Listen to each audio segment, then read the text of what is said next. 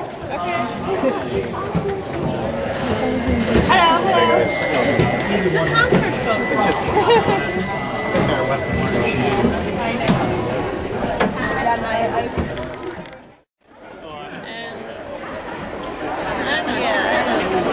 Yeah, I don't know. We just kind of heard. Yeah, I saw another Thai place open. I was surprised. You know, there's a winery down there. There's a tasting room right across the street. Oh. I haven't been in it, but No. and there's an olive oil place right across the street too. A winery, an olive, and then a new Thai restaurant. Downtown is a place to go. Where's the kid?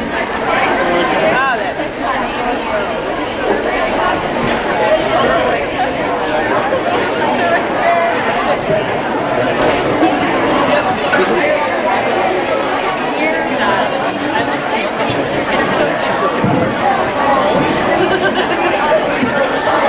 Well, she was. Did she spot it? I don't think she spotted it. I don't think she spotted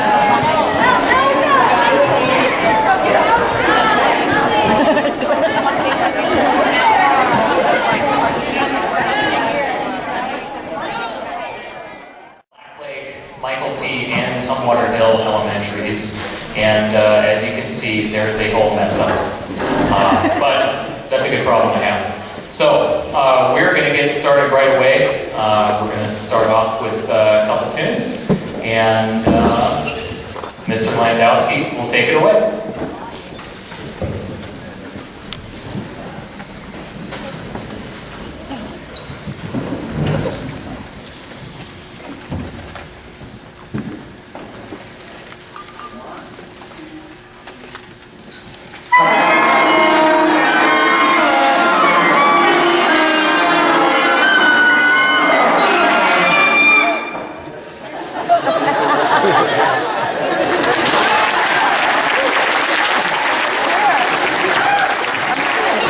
That's a little Halloween trick for you guys. All right, we'll do it for real this time.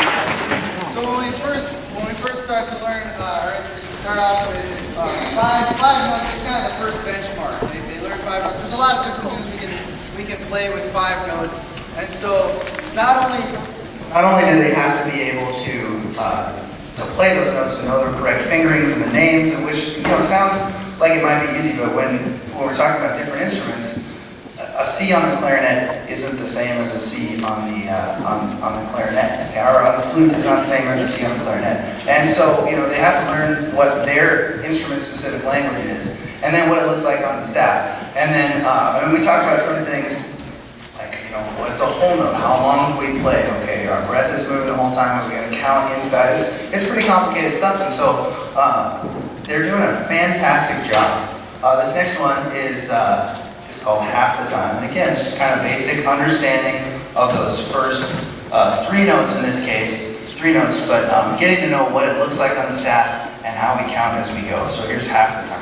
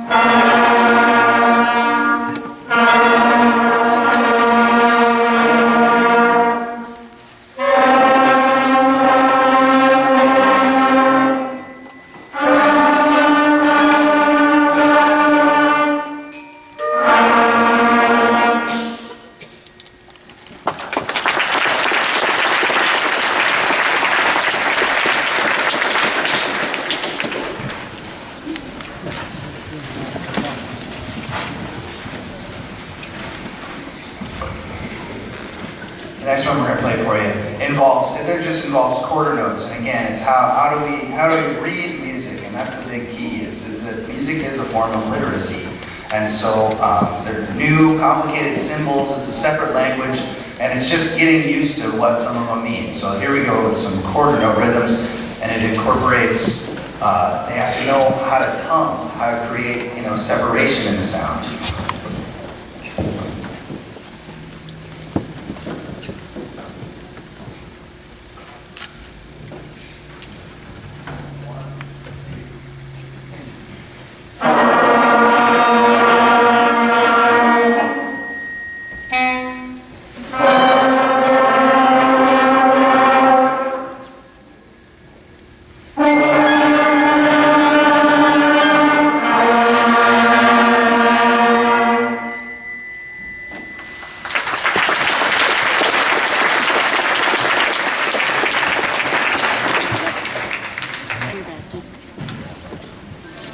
Okay, so I've just got a few talking points. Tonight is kind of an informance as we go along. It's not just about the performance. We've been playing for about 6 weeks, and in that time, your students have, they've learned a ton of stuff in just 6 weeks. They've learned a total of actually 6 notes. They've learned how to finger and play 6 notes. They've learned what those look like on a staff. They've learned how to read different types of rhythms, including whole notes, half notes, quarter notes, and all the rest associated with those. They've learned how to put together and care for their instrument. They've learned how to tongue and how to form an embouchure so they get a good quality sound. I hope you'll notice that in this group, there haven't been that many squeaks aside from the first piece. Right? So all those things are, they sound really easy, but it's complicated, and it oftentimes involves things that they can't see. What's happening inside of their mouth to create this. Okay, how do you show breath support? How do you show them how to tongue? All these things are complicated. They're doing a fantastic job, and as you see on your program, there's just a few music advocacy points. This concert is really exciting for me because it's their first step, and some of these kids, they're 6th graders now, and in 6 years, when they're 12th graders, they're gonna, hopefully you'll pull out the camera that you have now, and you'll remind some of them who've been playing this whole time, what it was like at their first concert. And so, as you see some of the music advocacy stuff, I don't want to preach to the choir. That's not what this is about. But band is such an important part of their curriculum. And I'm so excited for these kids because they've chosen to participate in a class that teaches them things no other class teaches. It teaches discipline, it teaches work ethic in a very real way. When your student sits down and practices, they should be able at the end to say, this is what I learned in this practice session, okay? And they might not phrase it that way. They might phrase it instead as, well, I can play this now, okay? But again, it's learning, and it's learning how to read and becoming better at reading those things. Music is one of the few things that makes you use both sides of your brain, both hemispheres, at the same time. And it's been proven, too, that instrumental music students have 5 times the number of dendrites than non-music students. And so these are all things, this is why I'm excited for this group, because I look out here, and I teach at Black Hills High School too, and I see, I can just project these kids being the top of the class in 6 years. And so I think that's a pretty darn exciting thing. And we'll get into what you can do to encourage them this year, what you can do to kind of help them to practice, even if you're a non-musician. And we'll just keep making the school year great. And without any further ado, we're talking from me, we're going to let Mr. Harper do some more songs.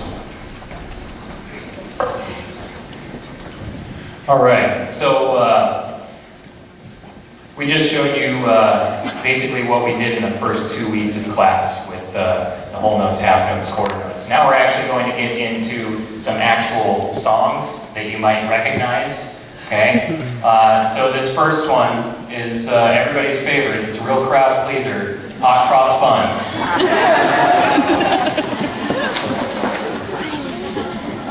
Yes, they played it like over 1 million times.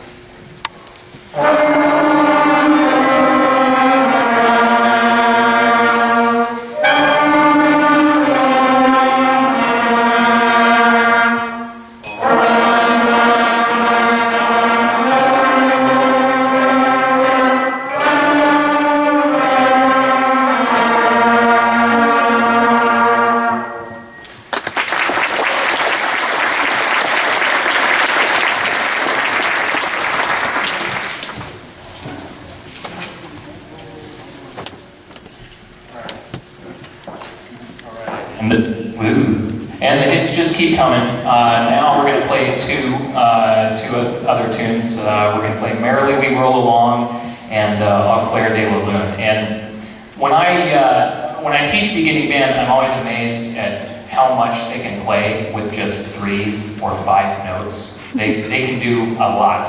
So this is simply a smattering of what we can do. So here we go. Merrily We Roll Along and Au Clair de la Lune.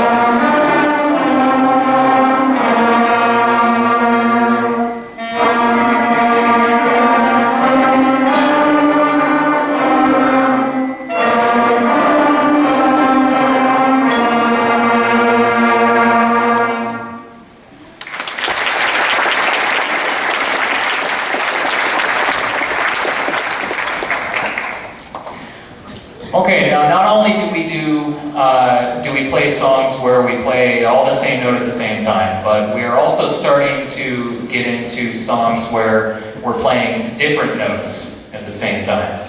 Ooh. So, we're going to play a tune for you now. It's called Lightly Row, and basically the way it is in their book is there's 2 different lines that they can play. They go together, and sometimes we'll have them choose one and then switch. Okay, sometimes we'll have certain sections play one line while the other one plays another one. So, band, are you listening? Everybody go like this. Okay, good. All right.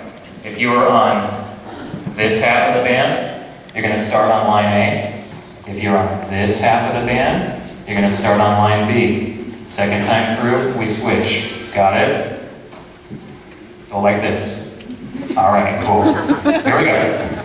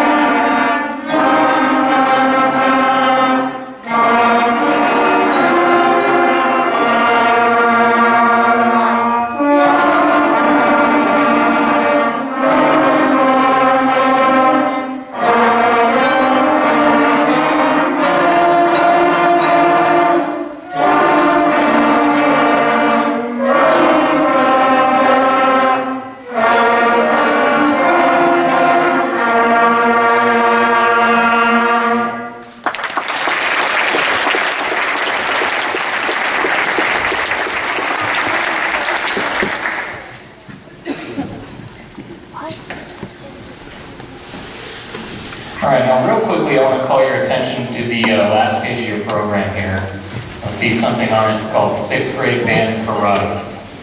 Okay, and no, we do not do crane kicks and punch each other in the face. No, that's not what that means.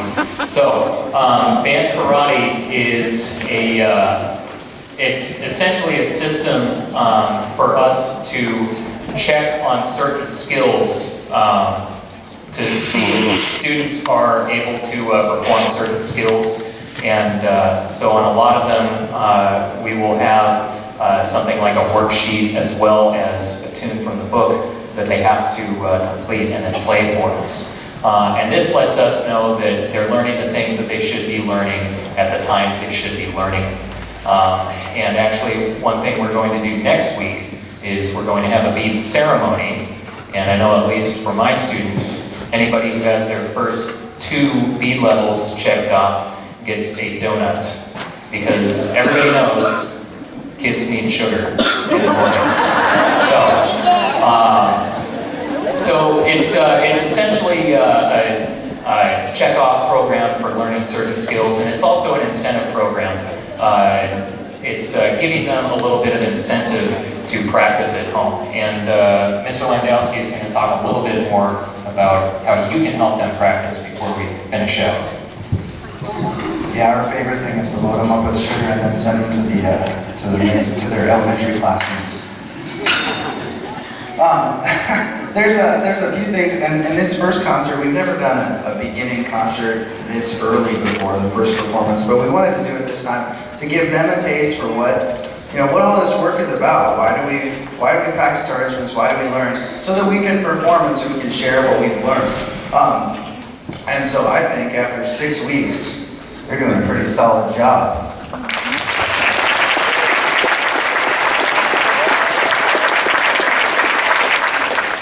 Okay, so, and I also want to thank all of you, many of you parents, you bring your students early, or you send them on the bus early, and it's really, it's such an important thing, and we wouldn't have this if it weren't for you. So students, please give your parents a hand.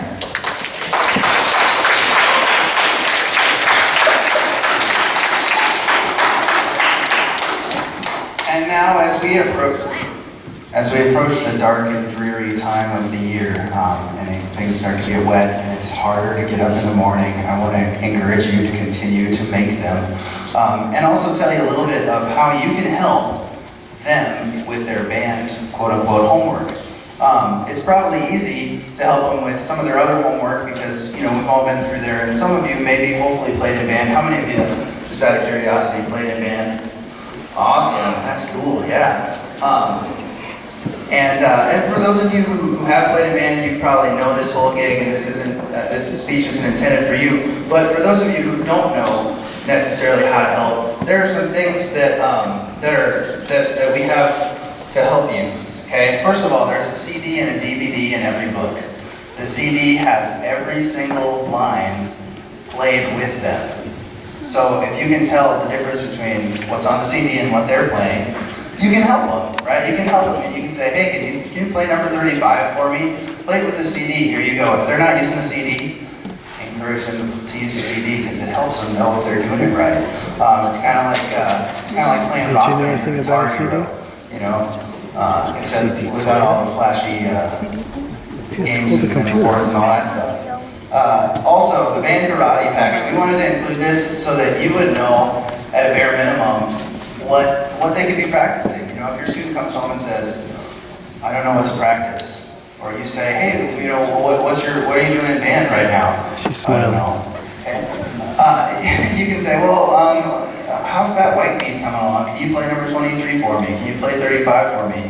When's the last time you looked at number 40? Okay, or what level are you? Those are things to encourage them, and then help you know what to encourage them to do. Okay, and that's actually the biggest thing you can probably do is praise them for effort, praise them for practicing. Okay, now just like anything else, they're not always. In fact, I would venture to say most of them probably don't pull out their instrument regularly, even though that's what we ask for, right? And just like I'm sure they probably don't always do their homework in other classes unless you nudge them a little bit.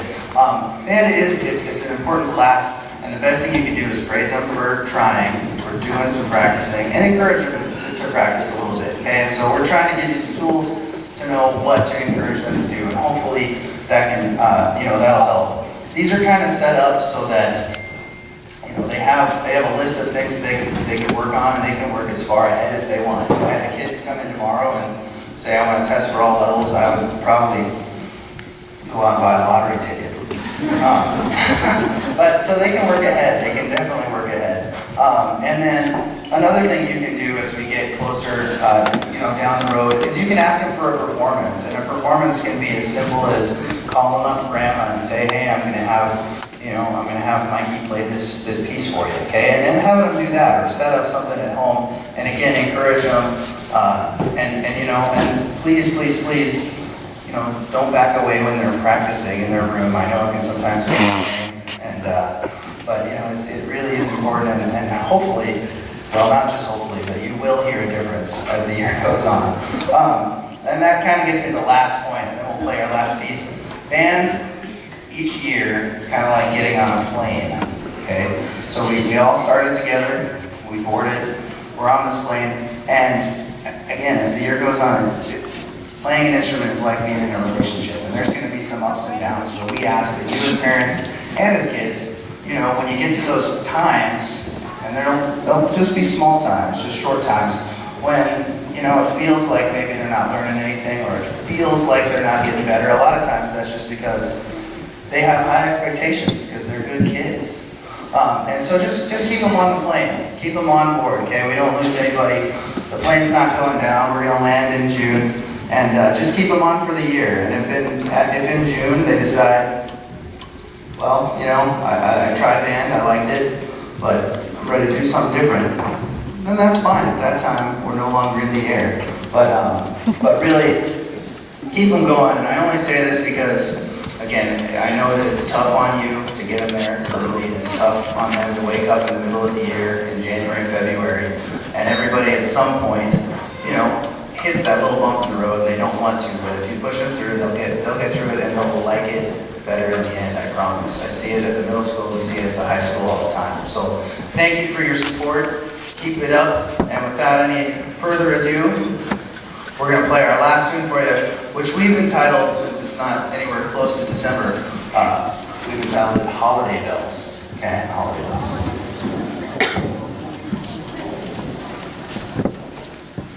Halloween bells. Sorry.